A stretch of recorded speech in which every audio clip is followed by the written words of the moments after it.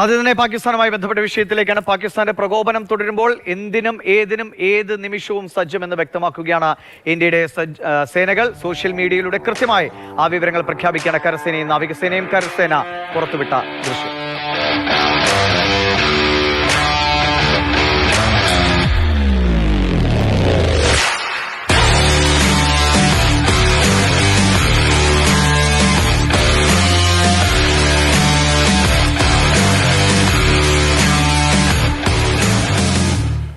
P Basant കൂടുതൽ വിവരങ്ങളുമായി ചേരുന്നുണ്ട്.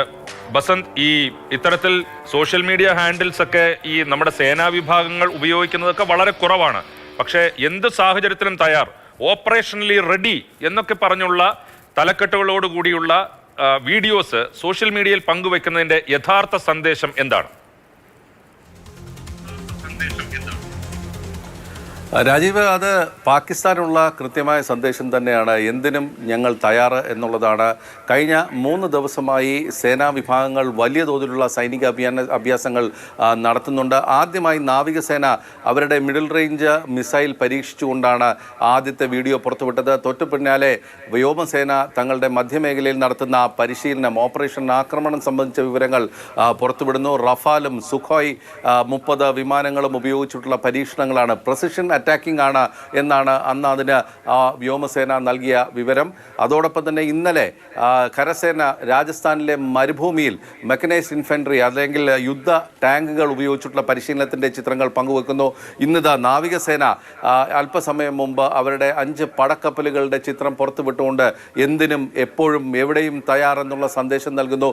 അതോടൊപ്പം ഇപ്പോൾ കരസേന ഒരു വീഡിയോ തന്നെ പുറത്തുവിട്ടിരിക്കുന്ന ഒരു സാഹചര്യമാണുള്ളത്. അതായത് സൈനികമായി ഞങ്ങൾ തയ്യാറ് എന്നുള്ള തന്നെയാണ് ഇന്ത്യ നൽകുന്ന മറുപടി എന്നുള്ള കാര്യത്തിൽ യാതൊരു സംശയവും വേണ്ട. വലിയ തോതിലുള്ള ഒരുക്കങ്ങൾ പലയിടത്തും നടക്കുന്നു എന്നുള്ളതാണ് നമുക്ക് ലഭിക്കുന്ന വിവരം. കശ്മീരിലടക്കം വലിയ തോതിലുള്ള സൈനിക സന്നാഹങ്ങൾ, ഒരുക്കങ്ങൾ ഇപ്പോഴും തുടരുന്നു. രാജീവ്, ബസന്ത്, ഈ കാര്യത്തിൽ ഇത്തരത്തിലുള്ള വീഡിയോസ് ഒക്കെ പുറത്തുവിടുക, അല്ലെങ്കിൽ ഇന്ത്യയുടെ ഭാഗത്തു നിന്നുള്ള പലയിടത്തും പ്രത്യാക്രമണം ഉണ്ടാകുന്നു, തിരിച്ചടി നൽകുന്നുണ്ട്, ചില ഭീകരരുടെ വീടുകൾ തകർക്കുന്നു, ഇന്നലെ ലഷ്കർ കമാൻഡറെ വധിക്കുന്നു, ഇങ്ങനെയുള്ള കാര്യങ്ങൾ നടക്കുന്നുണ്ട്. അതിനോടൊപ്പമാണ് ഇത്തരത്തിലുള്ള മെസ്സേജസ് പുറത്തു വരുന്നത്. ഇത് പാകിസ്ഥാന് മേൽ ഒരു മാനസികമായ ഒരു സൈക്കോളജിക്കൽ അഡ്വാൻറ്റേജ് കൂടി നേടുക എന്ന ലക്ഷ്യവും ഇതിന് പിന്നിലുണ്ടോ? തീർച്ചയായും. ഈ ഒരു 2-3 കൊല്ലം മുമ്പുള്ള അല്ലെങ്കിൽ ബാലാകോട്ട് സമയത്തുണ്ടായിരുന്ന ഒരു സാഹചര്യമല്ല ഇപ്പോൾ. ഡിജിറ്റൽ ലോകത്ത് നോക്കുകയാണെങ്കിൽ സാമൂഹ്യ മാധ്യമങ്ങൾ വഴിയൊക്കെ തന്നെയാണ് ഒരു വലിയ തോതിലുള്ള ഒരു സൈക്കോളജിക്കൽ വാർഫെയർ കൂടി ഇപ്പോൾ ഇതിൻ്റെ ഭാഗമായിട്ടുണ്ട് എന്നുള്ള കാര്യത്തിൽ യാതൊരു സംശയവുമില്ല. ഇന്ത്യ ആ രീതിയിൽ നമ്മൾ ഇത്തരം ചിത്രങ്ങൾ പോസ്റ്റ് ചെയ്യുമ്പോൾ സ്വാഭാവികമായിട്ടും പാകിസ്ഥാൻ്റെ മേൽ വലിയ സമ്മർദ്ദം ഉണ്ടാവാറുണ്ട്. ഒരുപക്ഷെ പാകിസ്ഥാൻ നേതാക്കളുടെ പ്രകോപനങ്ങൾക്ക് കാരണവും ഇത് തന്നെയായിരിക്കാം. അവിടെ നിന്ന് സത്യം പറഞ്ഞാൽ നമ്മൾ സാമൂഹ്യ മാധ്യമങ്ങൾ പരിശോധിച്ചാൽ പാകിസ്ഥാനിലെ ട്വിറ്റർ ഹാൻഡിലുകൾ അല്ലെങ്കിൽ എക്സിൻ്റെ ഹാൻഡിലുകളിൽ പാകിസ്ഥാനെ കളിയാക്കിക്കൊണ്ടുള്ള വലിയ പോസ്റ്റുകൾ വരുന്നുണ്ട്.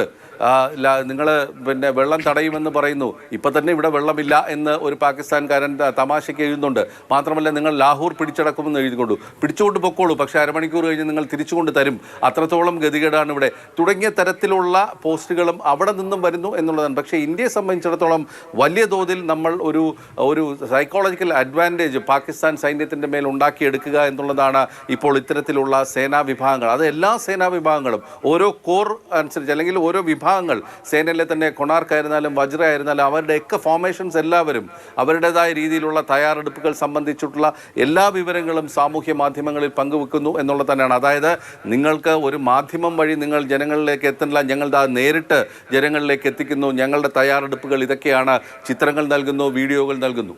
രാജീവ്.